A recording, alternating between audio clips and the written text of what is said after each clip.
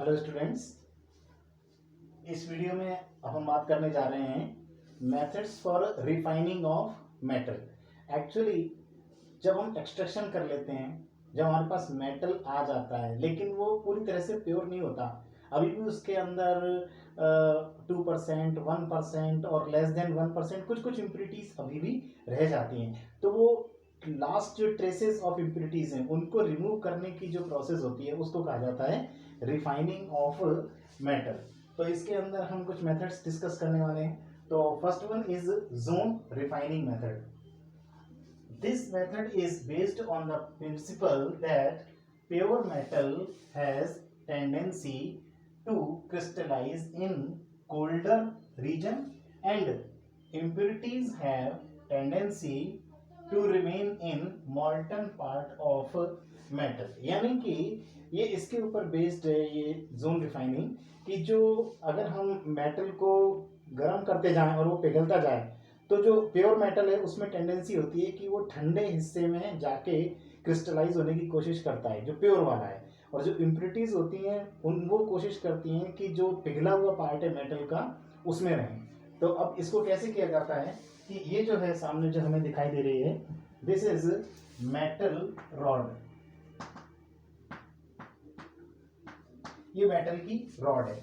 इसमें यहाँ पर एक लिया जाता है सर्कुलर हीटर, यानी कि ये हीटर है जो कुछ रोलर्स के ऊपर चलता है और इसका जो डायरेक्शन होगा वो ऐसे होगा, यानी इस डायरेक्शन से इधर से इस तरफ इसको मूव करते जा रहे हैं।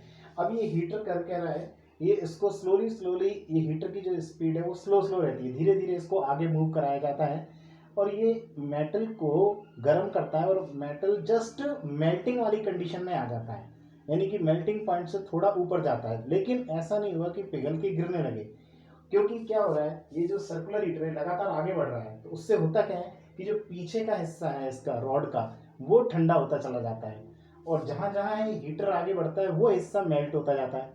अब होता क्या है कि पीछे का हिस्सा ठंडा हो रहा है, तो प्योर मेटल जो है एक पर्टिकुलर जगह में, यहाँ जैसे ये हीटर आगे बढ़ेगा तो जो पीछे का हिस्सा जो ठंडा हो रहा है प्योर मेटल तो उसमें रह जाएगा और इम्प्योरिटीज जो है वो इस हीटर के साथ साथ चलेंगी। यानी हीटर जैसे जैसे आगे बढ़ेगा तो मोल्टन पार्ट आगे आगे बढ़ रहा है, उसके साथ साथ इम्प्योरिटीज बढ़ती चली जाती हैं और लास्ट में इस पॉइंट पर आ जाती हैं सारी इम्प्योरिटीज।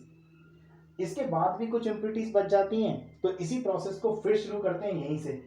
फिर स्लोली जब यहाँ से इसको यहाँ लाते हैं तो कुछ बची हुई इम्प्योरिटीज भी यहाँ आ जाती हैं, फिर उसको करते हैं दोबारा, यानी इस प्रोसेस को कई बार रिपीट किया जाता है। तो उससे क्या होता है कि इम्प्योरिटीज सारी निकल के इस एंड पे इकट्ठी हो जाती हैं और लास्ट में ये जो है इस पार्ट को यहाँ से कट करके रिमूव कर देते हैं। तो जब रॉड का ये पार्ट कट करके हटा दिया जाएगा तो जो बचा हुआ पार्ट है जो रॉड का वो प्योर मेटल के फॉर्म में हमको मिलता है और इससे एक्सट्रीमली प्योर मेटल हम इसे ला सकते हैं। सो फॉर एग्जांपल जैसे अगर सिलिकॉन है, जिरकोनियम है, हाईली प्योर फॉर्म में चाहिए होते हैं। जब हम सेमीकंडक्टर बनाते हैं तो उसके लिए ये सिलिकॉन वगैरह, ये जिरकोनियम वगैरह, ये हमको बहुत ही प्योर फॉर्म में लगते हैं। तो उसके लिए फिर हम इस मेथड को यहाँ से यूज कर सकते हैं। दूसरा आता है मेथड इलेक्ट्रोलिटिक रिफाइनिंग मेथड। तो इलेक्ट्रोलिटिक रिफाइनिंग मेथड को मैं यहाँ एक्सप्लेन नहीं कर रहा, क्योंकि जब हमने कॉपर की मेटलर्जी की थी तो उस समय कॉपर की रिफाइनिंग में हम इसको ऑलरेडी एक्सप्लेन कर चुके हैं। तो बिल्कुल एग्जैक्टली वो वही चीज़ है।